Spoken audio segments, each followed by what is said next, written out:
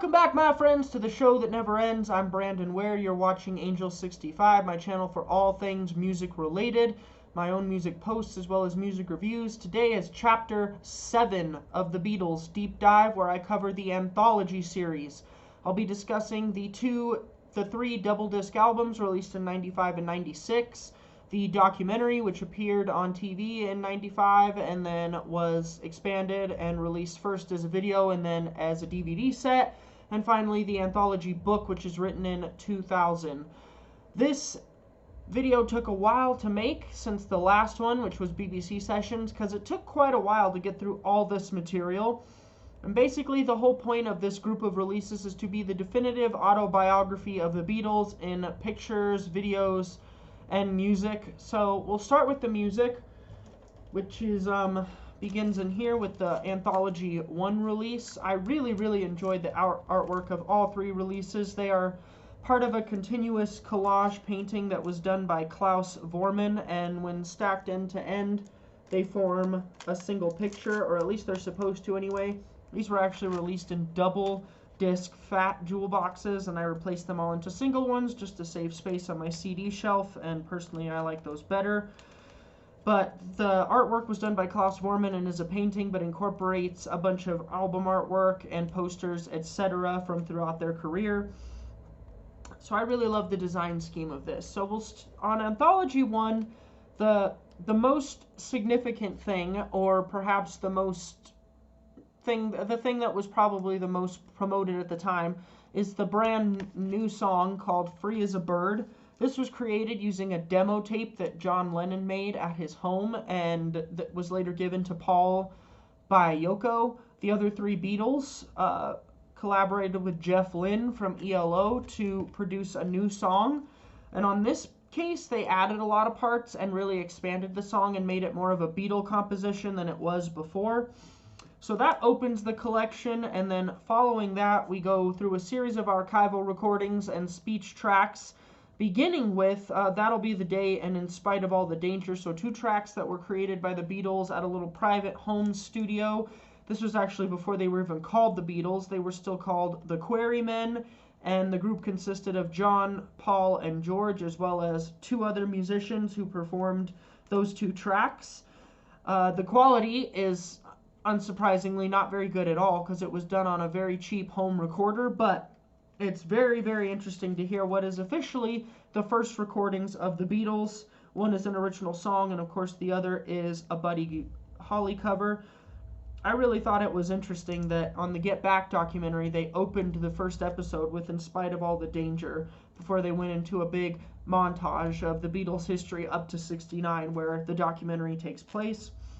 This is followed by some tracks recorded by Paul McCartney on a tape recorder: Hallelujah, I Love Her So, You'll Be Mine, and Cheyenne.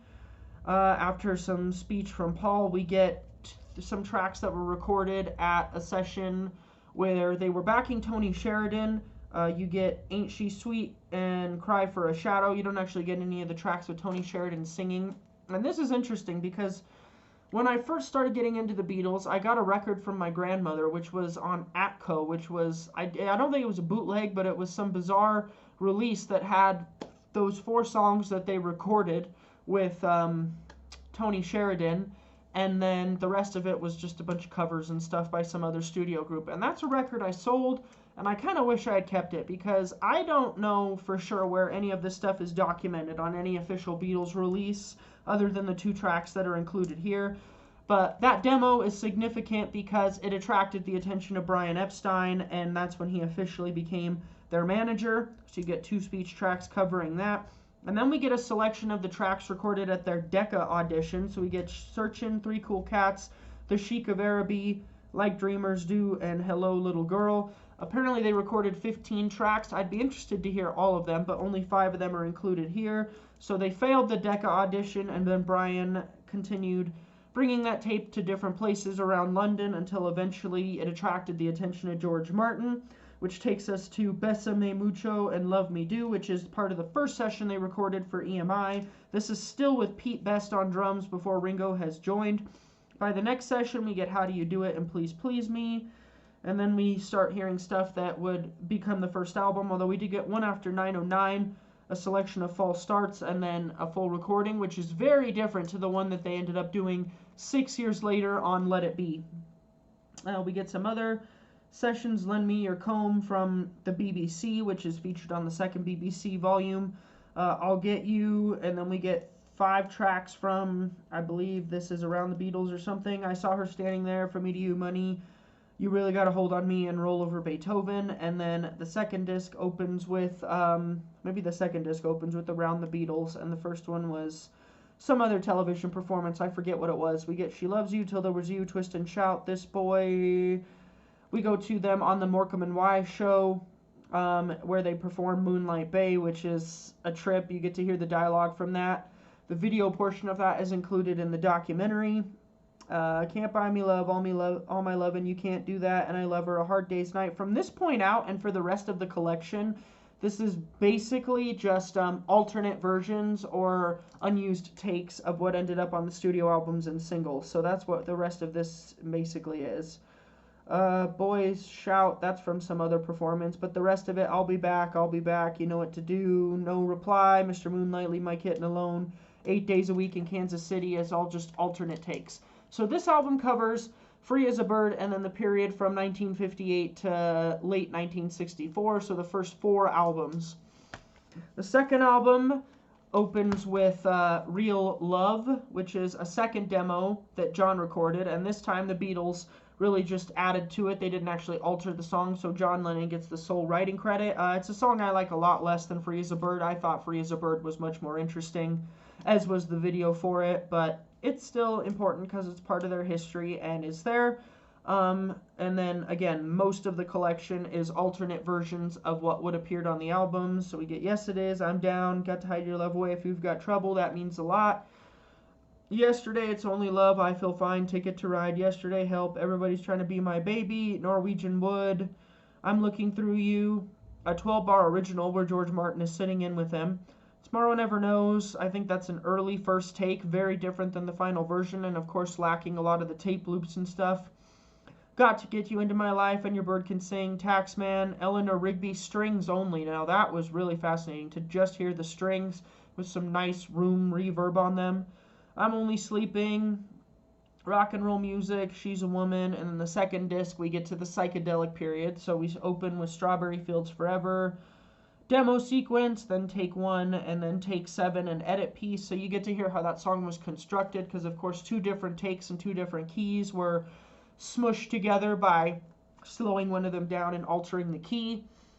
Penny Lane, Day in the Life, Good Morning, Only a Northern Song, Mr. Kite, 2 different versions, Lucy in the Sky, Within You, Without You, an instrumental version, the reprise of Sgt. Pepper, You Know My Name, Look Up the Number, an earlier mix, because of course this was released on the back of the Let It Be single, which was their final single, but it was started a lot earlier than that during the Sgt. Pepper sessions. And then we move on to Magical Mystery Tour, I Am the Walrus, The Fool on the Hill, Your Mother Should Know, Another Fool on the Hill, Hello Goodbye, and then we start at the very beginning of 68 with Lady Madonna and Across the Universe. On the final album, it opens with a track called A Beginning, which is just a little short orchestral piece by George Martin, and then we go into stuff from the White Album. Some of the stuff here is from the Escher demos, the full set of which is included on the White Album box set, but you get a selection of some of them here. Happiness, a Warm Gun, Helter Skelter, which is an edited version of one that ran in excess of like 12 minutes, I think. Mean Mr. Mustard, Polythene Pam, both ended up on Abbey Road, but were started during the White Album.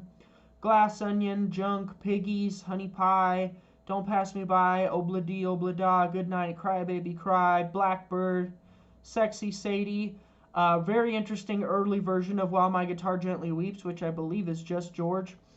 Hey Jude, Not Guilty, Mother Nature's Son, Glass Onion, Rocky Raccoon, What's the New Mary Jane, Step Inside Love, and Los Paranoias, I'm So Tired, I Will, Why Don't We Do It in the Road, Julia. So a lot of stuff from the Escher demos, and then some early takes of stuff that ended up on the White Album, as well as some stuff that didn't end up on the White Album.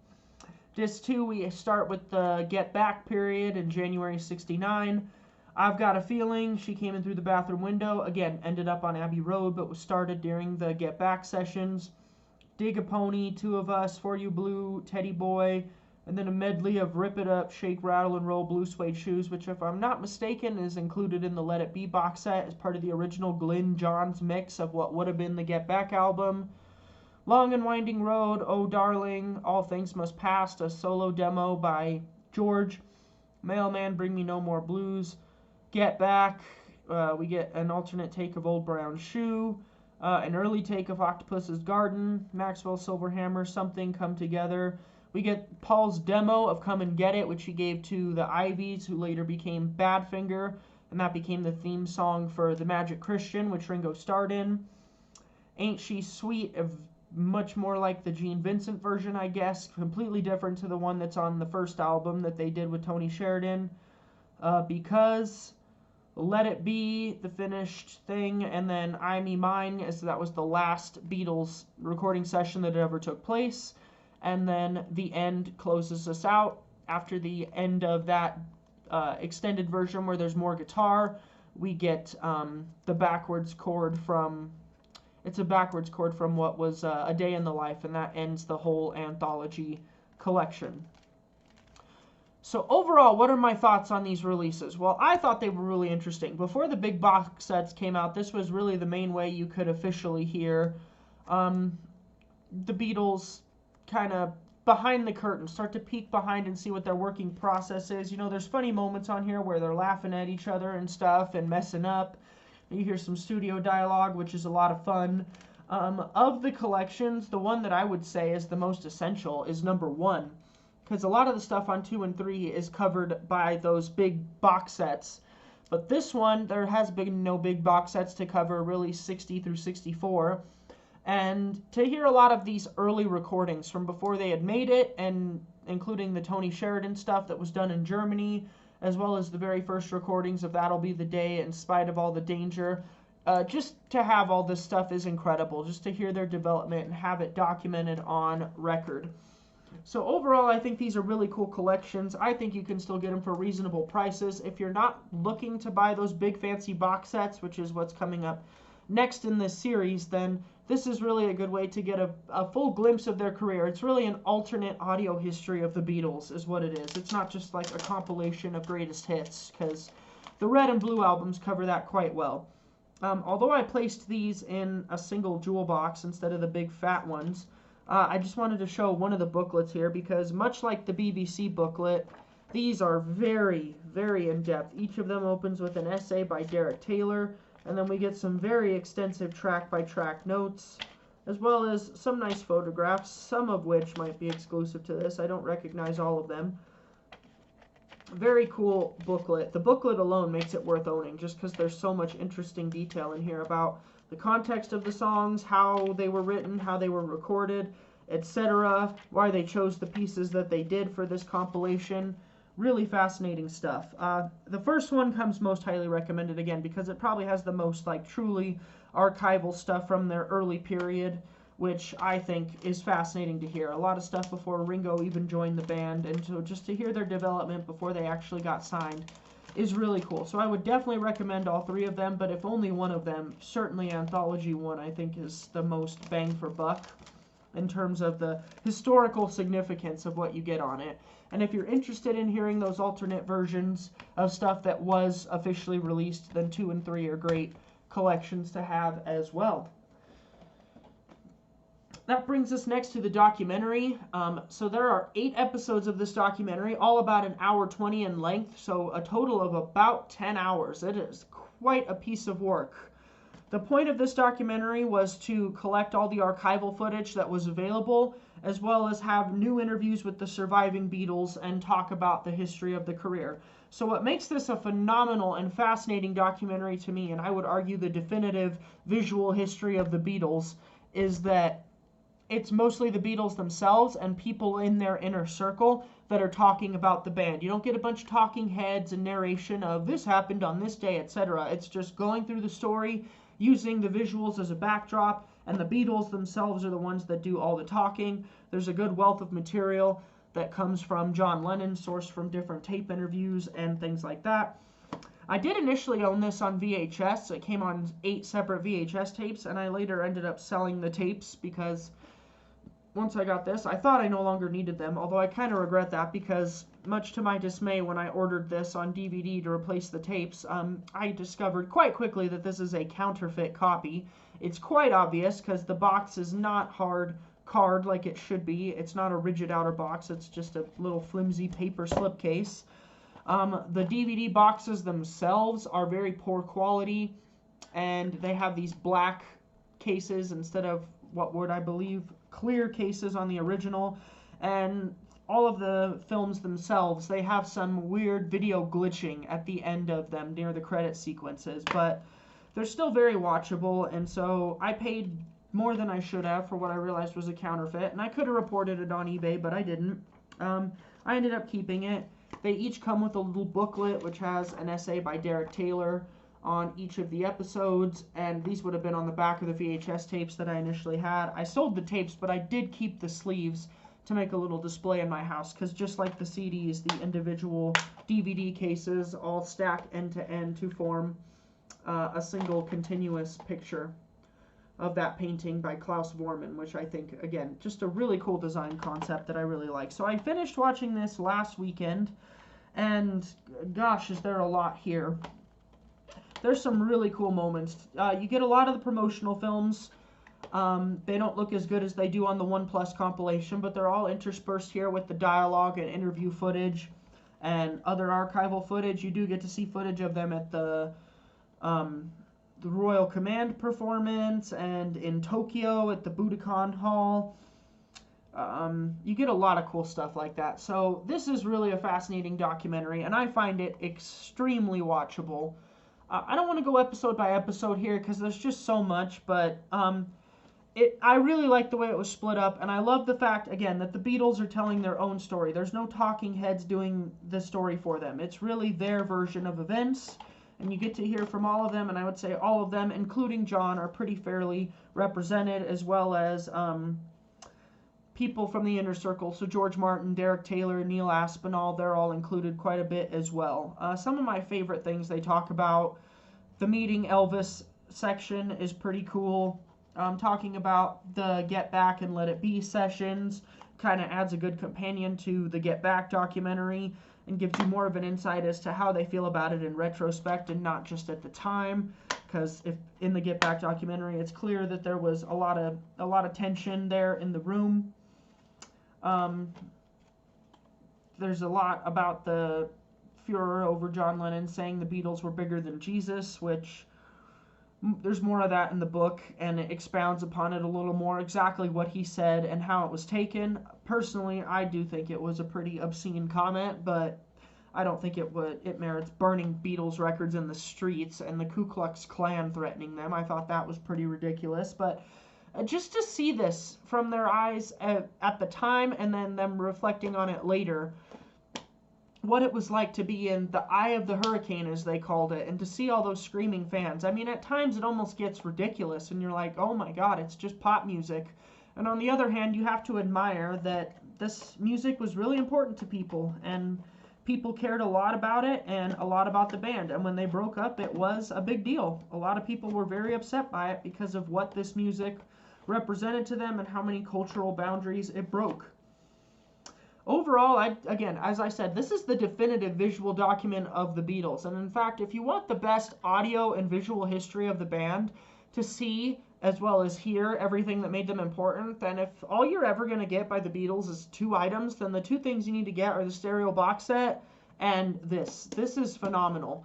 I actually had known about it for a long time, but never saw it, ordered it until I was in a college music class called Music and American Culture.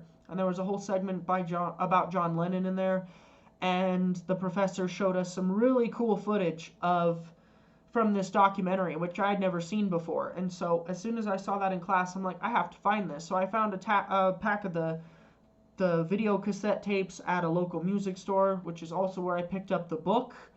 Once I upgraded to DVD, I sold those tapes, which again, I kind of regret, but then again, kind of not, because even though these are counterfeit, not the highest quality, they still definitely look better than VHS and don't have some of the drop-in issues that the VHS copies I had did. This DVD version does expand on the VHS because you get this. You get an additional disc of additional features, and there's some interesting stuff in here. So it's a lot more interview footage. So what you get in here, you get John, George, and Ringo kind of jamming together and talking. You get George Martin talking about compiling the 3 albums, which we just discussed. You see them at Abbey Road talking about things, including stereo sound and why it was so jarring at first. You see some behind-the-scenes footage of them doing Free as a Bird and Real Love, how they compiled it, interviews with Jeff Lynne, interviews with the production team talking about how this documentary was created. A really cool making of the Free as a Bird video, which I think is just phenomenal. I love the Free as a Bird video. I think it's really cool. And then the Real Love video as well, which was not included in the original documentary series. So, all in all, if you can find this for like 30 bucks or so, then it's well worth the price. I mean, there's a good 11 and a half hours of footage here, and I think it's very easy to watch. I actually marathoned. I did 1 and 2 last Saturday night, and then on Sunday, I watched 3 through 6 and the extra features disc. So I just marathoned the whole thing because I find it a very compelling watch, and it's really done like a serial thing, so that at the end of one episode, they kind of foreshadow what's coming in the next one and get you really excited for it. And they tell a good, what I believe must be an accurate version of the story. So I think it's definitely well worth checking out if you can find this. And even if you get a counterfeit copy, hopefully it's of decent quality. By the way, this is not me promoting counterfeit or bootleg items. I didn't know it was that when I bought it. I just never returned it because I figured it was good enough and really didn't want to go through the hassle. So last up we have the biggest thing, and this is why it took me so long to make this video, because I had to get through the book. I had made it all the way through this book once before, but I actually reread the whole thing again so I could talk about it accurately during this. And it is a wonderful book. There's a hardcover version. Mine is a $12 paper cover version, which I got at a record store. But as soon as I saw it there, I just knew I had to have it. And it's basically a companion to the documentary where pretty much everything is in the Beatles' words themselves. So the first 40 pages are all on a more standard paper stock, and there's about 10 pages each of the individual 4 members talking about their upbringing and just their musical experience and kind of like their lives before they joined the Beatles. And then the rest of it is on this glossier, thicker cardstock. There's lots of really amazing pictures in here, pictures that I've certainly never seen reproduced anywhere else. And as you can see, these pages are packed jam full of text, so there's a lot in here, and it took me about a week to get through the whole thing, reading it as much as I could at any given time. I will say it's more in depth than the documentary. It's perhaps not as entertaining as the documentary, but it is a lot more expansive, and you get a lot more dialogue from each of the 4 members as well as the road crew. But some of this is also taken verbatim from the documentary. Like I was reading it, and the fact that I just watched the documentary, I was like, oh, I remember exactly what the scene of Ringo saying that looked like. So some of it's verbatim from the documentary, but there's also stuff that wasn't in there as well, including a lot of philosophical stuff, particularly around the drug experiences from John and George. So that's interesting. But to go through the whole story is fascinating, and it's basically just split up into each year is a chapter, and they each have a cool chapter heading that looks kind of like that. And it's just dialogue and stuff from interviews. So apparently they used the interviews that were done for the documentary, and then there were more interviews conducted just for this book. I will say, I found the first half of the book more compelling than the second half. Right around Sgt. Pepper, I'm going to upset a lot of people here, but I have to say it, is I got really bummed out by John Lennon's quotations. I just thought, man, he is such a drag. He's so negative about the whole thing. Other band members defend him in here, saying he's not the cynic that he seems like he is, but the quotes they picked sure don't reflect that. I mean, there's some more optimistic things in there, but there's some really cynical, dark, mean things in here that he says, and it just, you get the vibe that he wasn't proud of his time in the Beatles, and that he really didn't think it was that important. And I don't know if he really did feel that way, because I'll be honest, I'm not that big of a John Lennon fan outside the context of the Beatles. I'm not a big fan of any of their solo careers. I have not delved into that. I really don't care. I like All Things Must Pass a little bit, but even that album, I don't care much for Phil Spector's production, and it just it just dwindles a little too much into hippie territory for me. And other than that, and like some of Paul's biggest hits with Wings and things, like I've not been interested in their solo careers, especially not John's. I did get a CD of his when I was a young child from a library that was like his greatest hits, and I listened to it. And even then, when I was like 8 or 9, after already having experienced the Beatles and listening to his solo stuff, I was like, oh, I'm gonna upset so many people. But my honest thought was, by comparison, this sucks. This just sounds like a bunch of hippie crap to me, and I'm really not into that hippie stuff. I'm not. When they talk about the hippie stuff, like the Bed In for Peace and all that, I'm just like, I don't care. I think that stuff is really annoying. I think I'll stop there because I don't want people to be turned off of this video. Please comment if you think I'm wrong, but I just, all that hippie stuff bothers the crap out of me. It really does. I think it's so annoying. And the fact that John Lennon is so negative about his experience in the Beatles and some of the quotations in this book, it really bothers me. It really was a special thing. And I can get why, yes, being in that band probably was traumatic because they went through so much and had so many negative experiences. Together and apart, but it's like, it would have been interesting if he was still alive and got to comment 30 years later like the rest of them did. Maybe he would have revised his opinions, because even within this book, within the 10 to 15 years of interviews they have sampled of him, there's a lot of contradictory things that he says. Sometimes he'll say he likes something, and then in a couple pages later there'll be a different quote from a different year where he says he doesn't like something, and it's very strange. I found that very strange.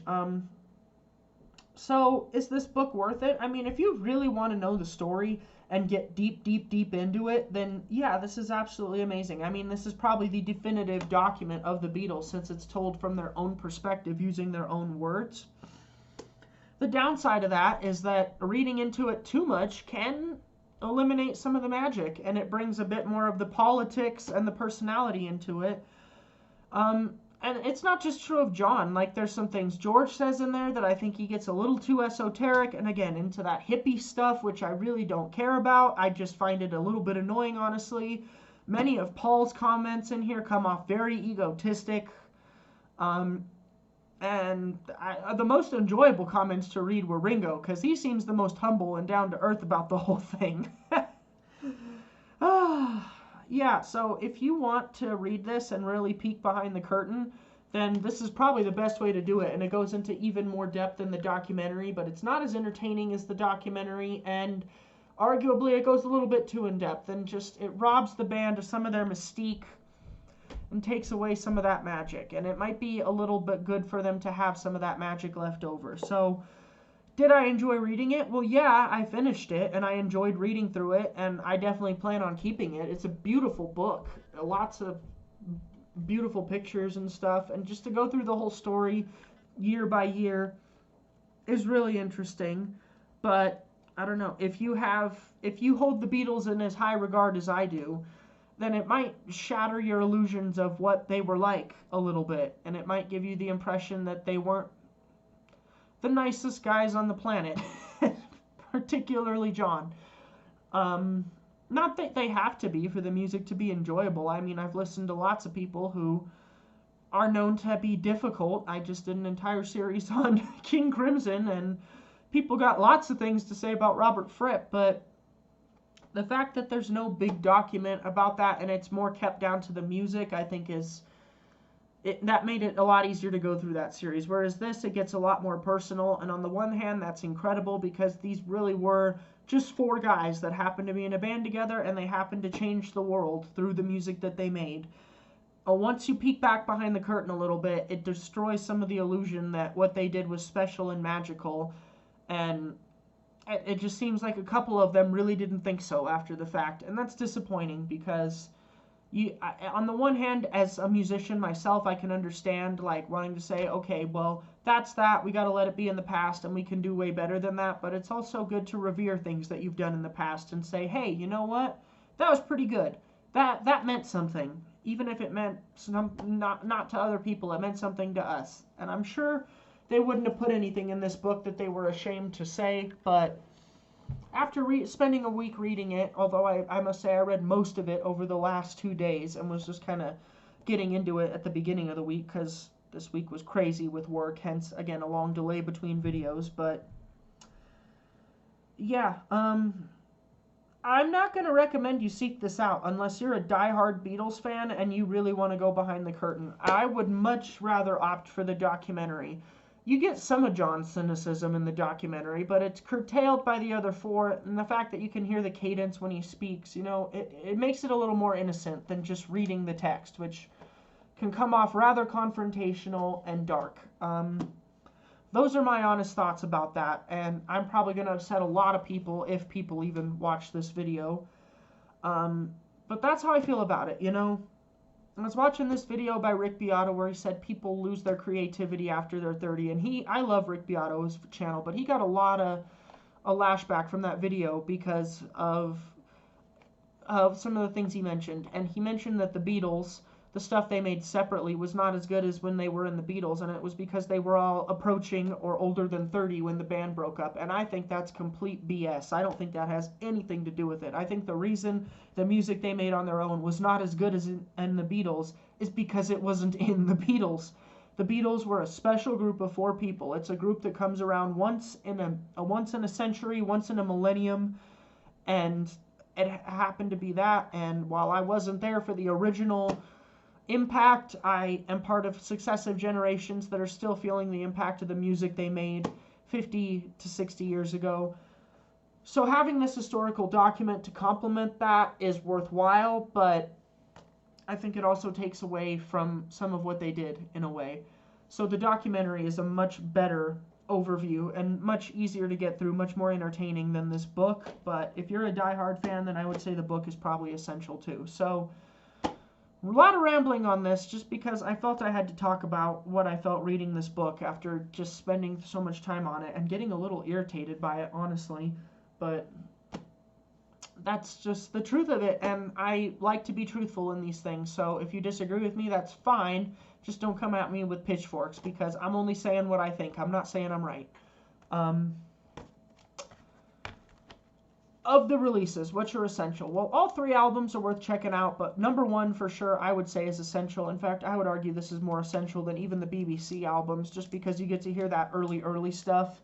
And even if that's all you buy it for, and it's only that 20-ish minutes of music up till the Decca audition, and you don't care about the alternate takes and stuff, or some of the live material after that, then I would still say go for it, just because it's such a great thing to have that archival music contained on a CD, and this is absolutely 100% essential. I can't believe I was a fan of them for 10 years before I actually saw this, because watching this for the first time, even though I thought I knew the story well, I learned a lot of things that I didn't know about, or things that the liner notes and stuff in the CDs don't necessarily go that deep into, such as the story about Manila and what the backlash was actually like when John made his comment about Jesus and things like that.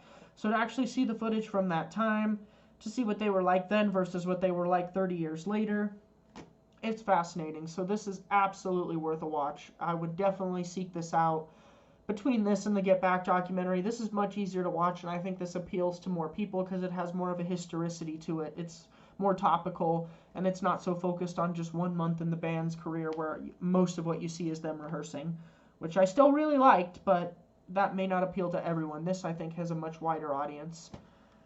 Those are my thoughts on the anthology series, and that covers most of what's not in the big box sets. And so we're going to move on to the big box sets now, which I'm looking forward to, because those have a lot of great documentation with them and some more in-depth stuff regarding alternate takes, and the new mixes are fantastic, so I'm really looking forward to delving back to them, especially 5.1 mixes, because I haven't gone back to those newer 5.1 mixes of Sgt. Pepper and the White Album and stuff in probably since I bought those boxes like 3 years ago, so that'll be really fun. Alright, hope to see you before Christmas with an update as to where I'm at in those box sets. If not, I'll see you afterwards. Have a good rest of your week, and let me know what you think in the comments. That's all for now. Bye.